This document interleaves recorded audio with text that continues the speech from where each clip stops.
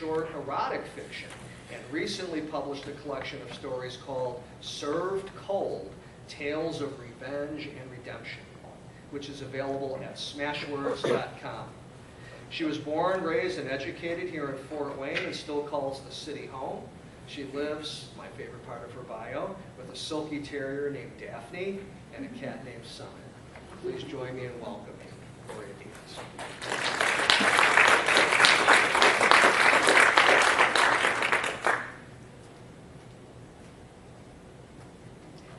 Thank you. Last year on my birthday, an acquaintance posted something on my Facebook page that made me really, really angry. For whatever reason, I couldn't let it go. So, as I've done in the past so often, I've put my rage into words.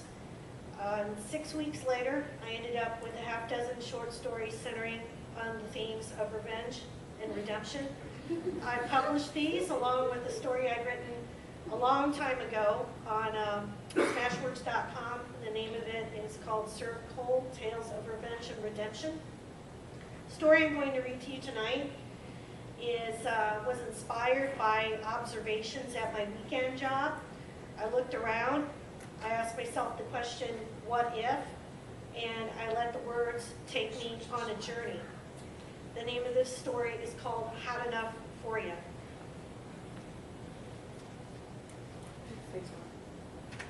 One more time. One more time. There we go.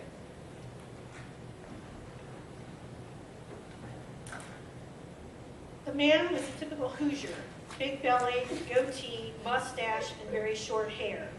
He was most definitely a wings and beer man, a pizza and beer man, and a brats and beer man. He perspired year-round. His truck was typically macho, a Chevy Silverado, terrible on gas mileage, but who gave a fuck? Only those environmental faggots, and he steered clear of those. Mercifully, in his line of work, construction, he didn't have to deal with them too much. Even when his customers obviously cared about the earth more than anything else, the look in his eyes told the tree-hugging dimwits to stay the fuck away. He wasn't crazy by any means, but he had definite opinions about things and people. He had a hearty directness about him, and while he wouldn't break any track records, he looked like he could more than take care of himself. His education was typically Hoosier. It had stopped in high school, and he felt no need to carry on with higher education. He'd seen too many people he knew borrow money for college, convinced they were going to get a great job as soon as they graduated. They hadn't, and 10 years after they graduated were still struggling along. This man wasn't. He'd learned construction from his old man and had continued to live at home socking his money away. Eventually he started a business and was doing well. He had no regrets about his grammar, his gruffness, or being able to talk to people in a way that said, I'm in charge here.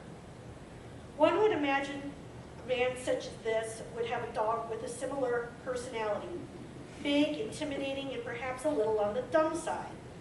What the man had ended up with was a lab mix that was perhaps one of the sweetest dogs on his block. The man had him well trained. He enjoyed riding with his master, so the man gave in and tucked blankets all over the front seat of his truck. There were towels on the floor. This is the only unsightly thing about his brand new truck. Everything in the cab gleamed, but the old towels and blankets were a bit jarring. It was a bit like looking at a beautiful woman, then noticing the teeth in her mouth had rotted to her gums. The man had his dog along in the truck with him that day. One could also say it was typical Indiana weather. A week of cold and rain gave way to temperatures near 100 degrees and relentless sunshine. Then it had plunged back into 60-degree weather and drizzle. The man listened to weather forecasts. In his line of work, he had to, but had little faith in them. He routinely bet his employees what the weather would be like during a certain time period. Frequently, he was right. His employees would have grumbled, except the man would occasionally take his winnings and buy the crew pizza. He wasn't entirely a prick. But men were by nature selfish and thoughtless, and this man was a little worse than usual. His ex-wife would say a lot worse than usual. He'd been divorced for a few years, occasionally dating some of his former high school classmates. His money was the main attraction. His smile didn't hurt either, and he could well afford to entertain, if not with style, at least with abundance. He had a small lake cottage that was the scene of many a party with plenty of booze and food. He usually treated his employees and families to an annual 4th of July bash complete with fireworks. His dog usually curled up on the porch during these demonstrations. Once the fireworks were lit, he wouldn't move until the booming and flashing were over. The man never seemed to notice his dog during these fireworks shows. He had no idea the dog would cringe and shake while the firecrackers and the various smoking, stinking things exploded. One could say the dog was smarter than the man. The dog at least knew what was important: food, water, and a place to sleep. Human companionship was nice too. He understood as many words as a dog could, although tone of voice, not the actual syllables, was how the dog could interpret how the man was feeling that day. He could tell if the man was tense without even speaking a word. The slam of a door, for instance, or the way he drove the truck. Today, he could tell the man was in a reasonably good mood. They were at the store again.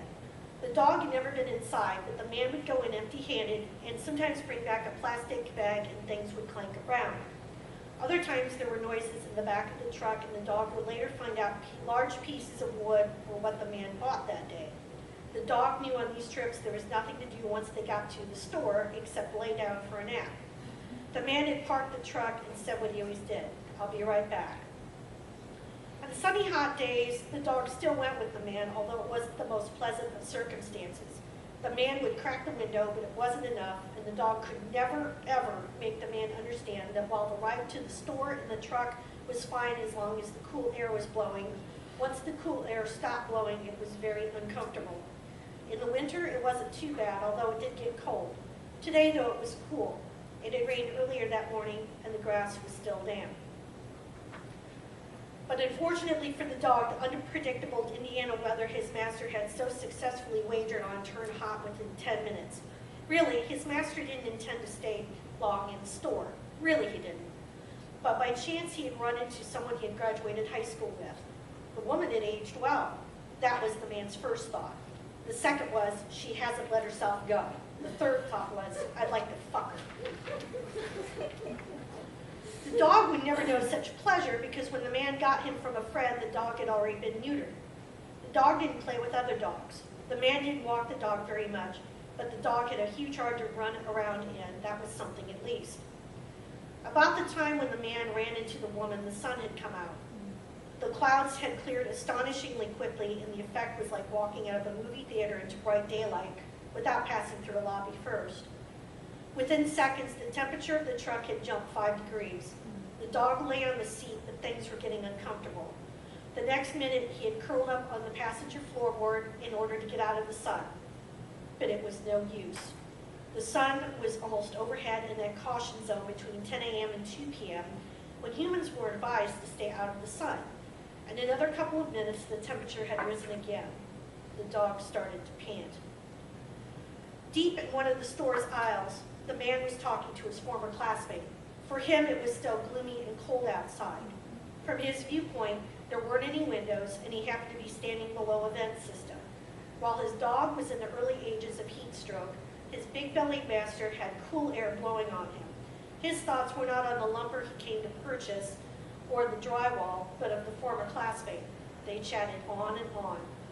10 minutes became 20. 20 became 30. The dog became panicky. Once while in the truck, he barked, and people would come over and coo over him and even tap on the window. But what was imprinted on his brain was how hot it was.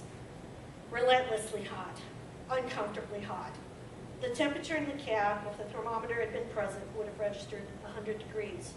He barked now over and over and over. His breath steamed up part of the window. He started scratching at the glass. The windows were all the way up, and there wasn't even a crack to claw at to bring in more air. More air. Where is the man?